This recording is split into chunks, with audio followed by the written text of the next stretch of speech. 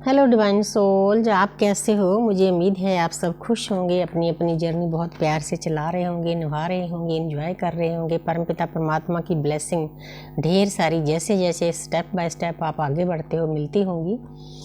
तो मेरा आज का टॉपिक है, मेरा शॉर्ट का भी यही टॉपिक होता है, टैरेट का भी यही टॉपिक होता है, और जो मेरी गाइडेंस है, सिंपल गाइडेंस है जितनी मुझे यूनिवर्स ने दी है वो भी वही होता है। तो आज का मेरा टॉपिक है कि हम अपना सोल पर्पज कैसे पूरा करें।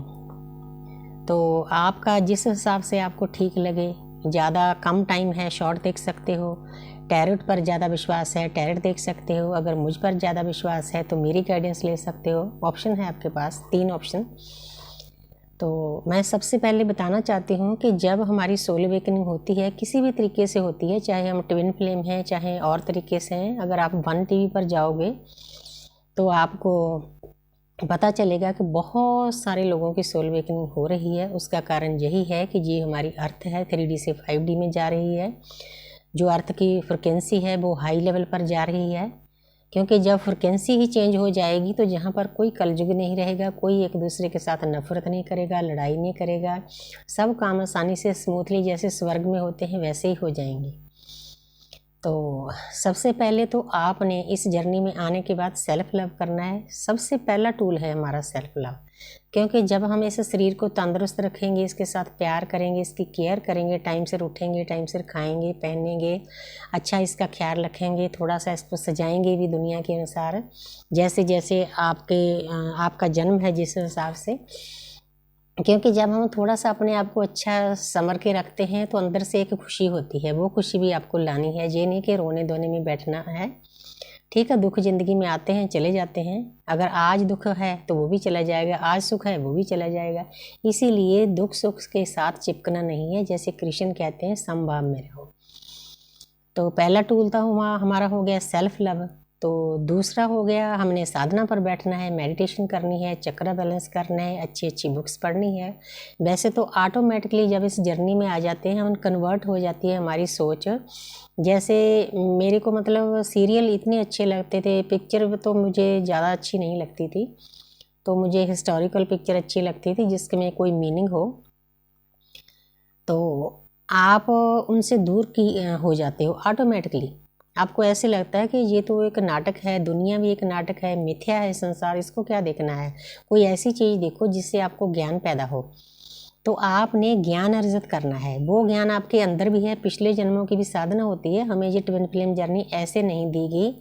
तो आपको बताना चाहती हूँ कि परमपिता परमात्मा से जो सेकंड नंबर होता है वो एनर्जी होती है ट्विन फ्लेम की। दुनिया के लिए हम मतलब चिक्कड़ कीचड़ होते हैं, लेकिन कीचड़ में ही कमल का फूल खिलता है, वो होते हैं हम। दुनिया हमें कंकर समझती है, हम परमात्मा के दरबार पर हम हीरा होते हैं, इसीलिए हमें चुना जाता है। इस बात को आपने भूलना नहीं। आपके आसपास के लोग आपको जो कुछ बोलते हैं उस पर असर नहीं करना, क्योंकि परमपिता परमात्मा की नज़रों में हम क्या हैं, आपने इस पर ज़्यादा ध्यान देना है।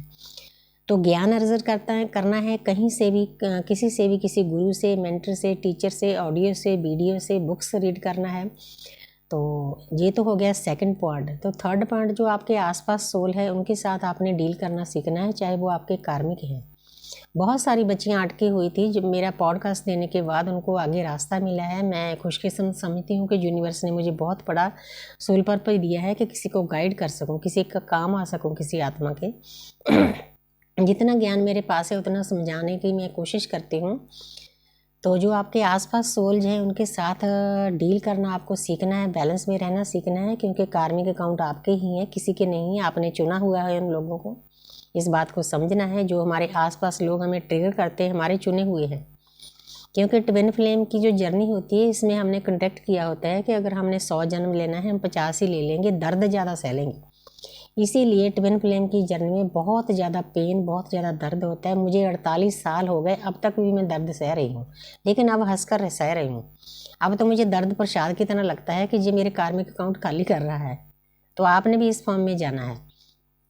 तो 3 नंबर हो गए। चौथा नंबर हो गया तो आप जो आपके पर्सन है, जो ट्विन फ्लेम जर्नी है, उनके बारे में आपने आप पर्सन के पीछे नहीं भागना, क्योंकि वो इंसान एनर्जी सकर हो जाता है, आपकी एनर्जी को सक करता है। हाँ ठीक है, उसको अनकंडीशनल लव सेंड करो, थोड़ा बहुत बात करो, ज़्यादा इमोशनल नहीं होना, किसी के साथ भी ज़्यादा इमोशनल नहीं होना।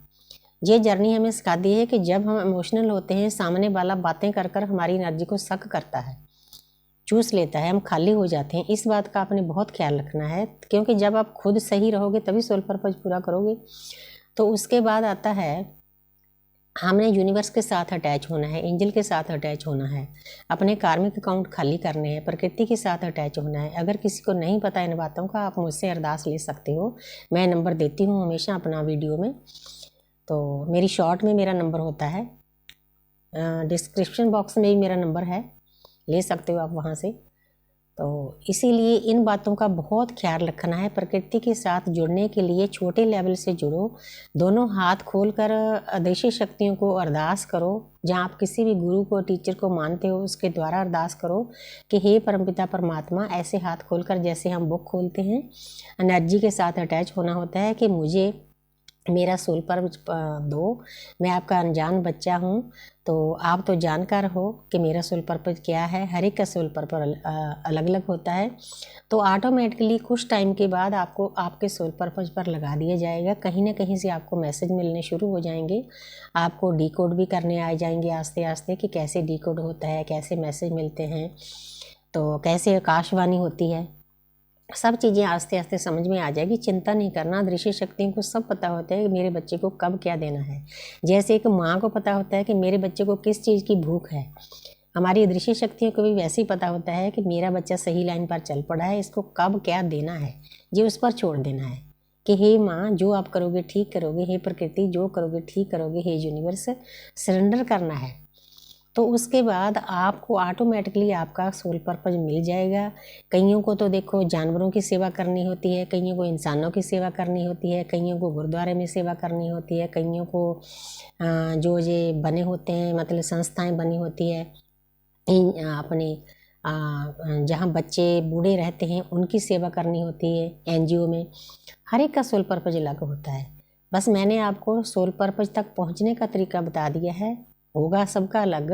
आप ये कर कर देखो। अगर अरदास नहीं आती, मुझसे अरदास ले सकते हो, तो ऑटोमेटिकली आप जोड़ दिए जाओगे। बस उस पर अपने काम करना है। आस्ते आस्ते जैसे आपके पास शक्तियाँ आती आगे बढ़ती है, आपका दायरा भी बढ़ता जाएगा। जब आप एनलाइटमेंट में चले जाओगे तो आपका दायरा बहुत बड़ा हो जाएगा। तो पता नहीं आपको किस संस्था के साथ जुड़ना हो, किस आश्रम में जाना हो, जहाँ घर में बैठकर करना हो, ये हमने ऊपर वाले के ऊपर छोड़ देना है। हमने बस फ्री रहना है, हमने अपनी साधना करनी है, सेवा करनी है, अपने आप को बैलेंस करना है, इनर वर्क करना है। Thank you universe, thank you angel, thank you spirit.